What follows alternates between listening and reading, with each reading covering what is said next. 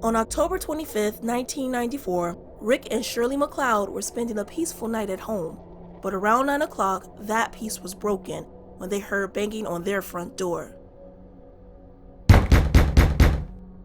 Standing there was 23-year-old Susan Smith, who was hysterically crying, and told them a horrifying story. On a rural street in Union, South Carolina, a black man approached her car when she stopped at a red light and pointed a gun at her. He forced himself into the car and made her drive. She complied and drove into the night until he told her to stop and get out of the car. He sped off into the night with her children, Alex, who was 1 year old, and Michael, who was 3, crying in the back seat. Rick McLeod immediately called 911. Yes, ma'am. There's a lady that come up that door, and some guy jumped into a red light with her car with her 2 kids in it, and he took off, and she got out of the car here at our house. And he's got the kids? Yes, ma'am, and her car. And she's real hysterical, and I just decided I need to call the law and get them down here. Can't even figure out which way he's going. What kind of car is it? We need to know something. We're trying to ask her now. A Mazda Protege. What color was it? A burgundy Mazda Protege. Get them going, Pam. They got 2 kids. Okay. That's a black guy, she said. Black male? Yes, ma'am. The kidnapping of Susan Smith's children exploded onto national headlines with her dramatic pleas for her children's safe return. I want to say to my baby that your mama loves you so much, and your daddy and this whole family love you so much. And you guys have got to be strong, because you are. I just know, I just feel in my heart that you're okay. Susan Smith described to a police sketch artist that the suspect was a black man who was between the ages of 20 and 30 years old, wearing a knitted cap and plaid jacket. This sketch was taped to the windows of every store in Union and circulated in all the major media outlets. For 9 days, Union, South Carolina was the center of a media circus with around-the-clock coverage. The children's disappearance was even reported on America's Most Wanted. Racial tensions were stirred as law enforcement launched a nationwide search, and several black men were detained and questioned. On November 3, 1994, Susan and her estranged husband David, the father of her children, went on all 3 major network morning shows pleading for their children to be brought back to them. Unbeknownst to the general public, the police had found several inconsistencies in Susan's story only 2 days into the investigation. She was interviewed 3 times by investigators, and each time she told a different story. Susan and David both took polygraph tests. David passed the test while Susan's was inconclusive. However, polygraph tests are not permissible in court, but it did give investigators a reason to dig further into her story. After an interview on CBS Morning News, Susan met with Sheriff Wells for another interrogation. It was then that the sheriff told her that he didn't believe her story. Susan was backed into a corner with her lies crumbling around her. She asked the sheriff to pray with her, and then she confessed that she had murdered her 2 children. Her confession to Sheriff Wells would shake the hardened police officer. She explained that after she picked up her kids from daycare, she drove around until about 8 p.m. She claimed that she was depressed and planning to go to her mother's house, but changed her mind. Instead, she went to John D. Lake, and with her kids strapped into their car seats, Susan released the emergency brake and let her car slowly slide into the lake. The police searched the lake, where they found the car with Alex and Michael still in their car seats. A rescue diver said he saw one of the children's hand pressed against the window. In the immediate aftermath, there were many editorials condemning those who were so quick to accept the blame of a black person. Smith's case was compared to another case in Boston, Massachusetts in 1989.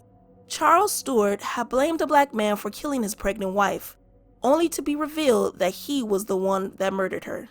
It was reported that the reason Susan blamed a black man was to make her story seem more believable through confirmation bias. Confirmation bias is the tendency to search for, interpret, favor, and recall information in a way that confirms one's pre-existing beliefs or hypothesis.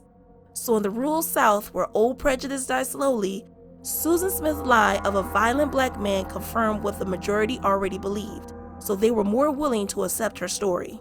Some folks in the black community tonight tell me that there will be much healing to be done here, and it's going to take quite a while. Let's listen now to some folks, both black and white, how they feel that this healing will take place here in Union County.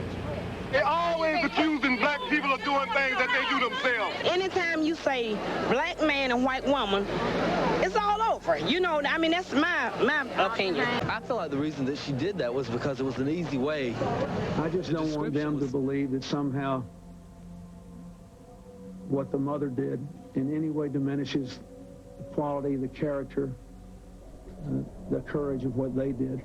And so my thoughts and prayers are with them today, and I would hope the American people would feel that way as well. I think we were all moved and deeply impressed by how that community responded, and this awful turn of events cannot undermine that. In an effort to make amends, Susan Smith's father-in-law, Charles Smith, apologized on behalf of his family to the black community due to Susan's lie creating racial tension in their community. Susan was arrested and charged with 2 counts of murder.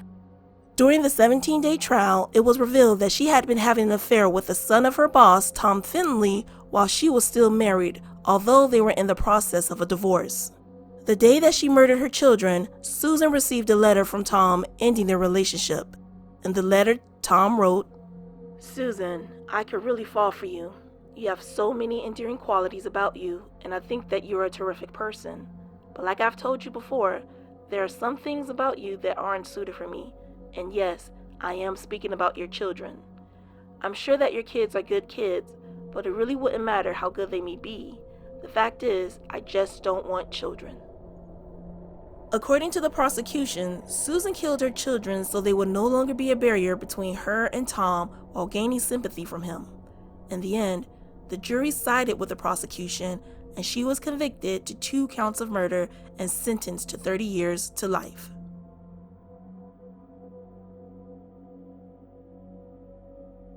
On January 8, 2018, 52-year-old Lizzie Dunn braved the Staten Island winter to get to her bus stop. As she was walking, Lizzie was approached by a dark-skinned black woman in her 40s wearing baggy clothes. The woman asked Lizzie for a cigarette, but Lizzie told her that she didn't have any. Then the woman asked for some money, and Lizzie told her no. Lizzie was getting annoyed and wary of the woman, so she turned and started to walk away. Finally, the woman asked, "Do you at least have the time?" Lizzie noticed the woman sounded angry, so she ignored her and continued walking, hoping that she would be left alone. Being ignored enraged the woman, who grabbed Lizzie by the shoulders, turned her around, and repeatedly sprayed Lizzie in the face with acid. Lizzie immediately felt her skin burn. She tried to knock the bottle out of the attacker's hand and shield herself. Her attacker ran away, leaving Lizzie in agonizing pain.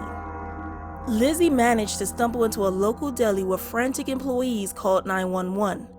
Deli worker Andrew Kenwood told reporters that it looked like her face was melting off. It looked like, I don't even know what it was. It was horrible. It really was. It looked like she was in a lot of pain, a lot of pain. She was rushed to the hospital and was treated for second-degree burns to her neck, face, and left hand. While she was still in the hospital recovering from her injuries, she gave an interview with CBS New York about what happened and how much pain she was in. My right hand tried to grab the can or knock it off her hand, and with the left hand I was trying to shield whatever spray she was misting on me. Stinging. I feel like the skin's melting. I can't feel my lip, and I'd rather die than to ever feel that pain again, ever. Acid attacks are uncommon in the United States, and so when the news broke out of the brutal attack, the entire country was shocked.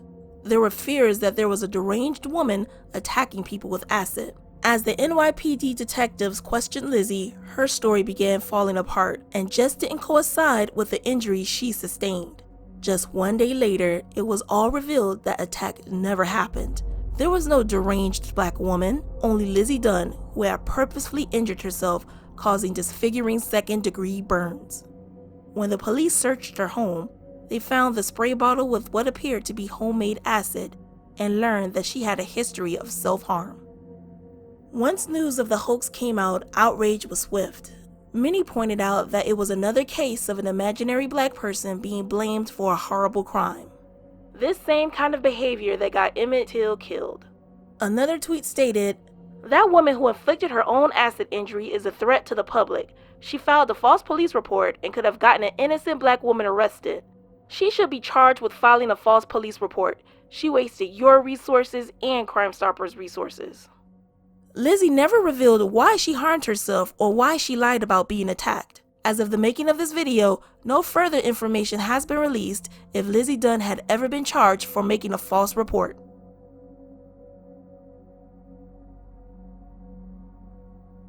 The members of New Creation Church in Denison, Texas were beginning their evening service on March 8, 2017, as they'd done many times before. However, the peaceful atmosphere was broken when a bloodied and bruised young woman ran into the church begging for help.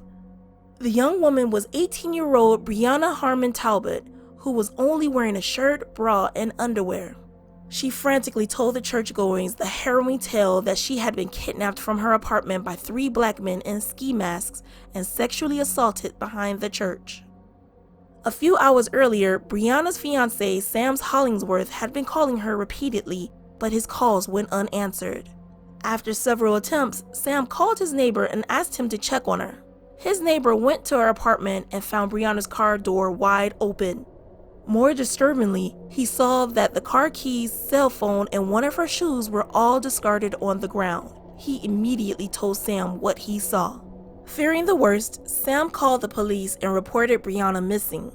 To the Denison police, the scene looked like a textbook abduction, and without delay, they began a search for Brianna, knowing that time was of the essence. The police searched for Brianna throughout the town with a K-9 unit until 8 p.m. that night, when they received a call from Pastor Saul Marquez informing them that Brianna was there.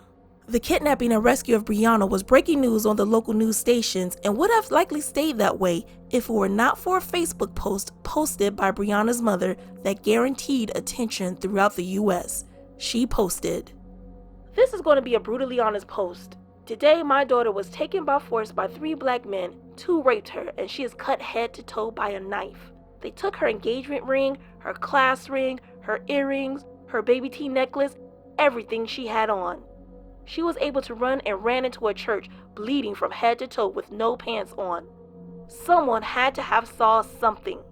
This town is small. If anyone hears anything, please call the Denison Police Department." Suddenly, the quiet town of Denison was consumed by fear. As time went by, more details about the kidnapping were revealed. Brianna told detectives that she was approached by the men while coming home from school. They grabbed her from behind and dragged her into a black SUV where she was taken to a wooded area. She was beaten, cut with a knife, and sexually assaulted by 2 of the men, and when they were done, they told her to run. While Brianna was recovering at home, her mother's Facebook posts began spreading across the internet. The post soon grabbed the attention of far-right white supremacist websites and message boards like Stormfront. These followers were outraged by the apparent lack of coverage from the quote-unquote mainstream media. Many repeated the narrative that if the races had been reversed, the story would have been national news. There were those that declared, "Whites need a mafia, so if you want to rape a white girl like Brianna Talbot, the white mafia finds you and your family and puts you down." During the investigation, the town was on edge. Women were warned to be alert in their surroundings as the 3 rapists were still roaming around. And as a result of the suspect's description, black men in the town were worried about being wrongfully arrested for the crime. We definitely have to speak with someone to prove our whereabouts of when the situation had happened. Shalimar Traylor's uncle lives at the Creekmore Apartments. He says he thinks he was questioned by police because of the description the woman gave them. 3 black men in a big black Suburban and a one way in and one way out apartment complex at the back, broad daylight. I mean, things don't add up, and when things don't add up, people are going to talk. On March 21st, Police Chief Jay Birch held a press conference and revealed that Brianna Talbot's story was a lie. He also said that within only a day or 2, detectives had doubts as to most of Talbot's allegations. Their doubts started when none of her wounds matched up to the holes in her jeans that were discovered at the crime scene. The nurse that did the exam couldn't find any physical evidence of a sexual assault. Brianna eventually admitted that she made the whole thing up. She told police that after a fight with her fiancé, she went to an abandoned house to cut herself. Because she didn't want to make her mom upset over the self-inflicted wounds, she decided to lie about being assaulted by 3 black men. Chief Birch said that the hoax was insulting to the community and especially offensive to the African American community due to her description of the so-called suspects in her hoax. The anger and hurts caused from such a hoax are difficult and all so unnecessary. Brianna and her fiancé Sam broke up. She was indicted on 2 third-degree felony counts of tampering with physical evidence and a third-degree felony count of tampering with a government record. A year after the hoax, she was convicted of those charges, but she didn't get any jail time. The judge sentenced her to 8 years of probation and $10,000 in fines. Thank you for watching our video. Please don't forget to like and subscribe, and remember to stay safe.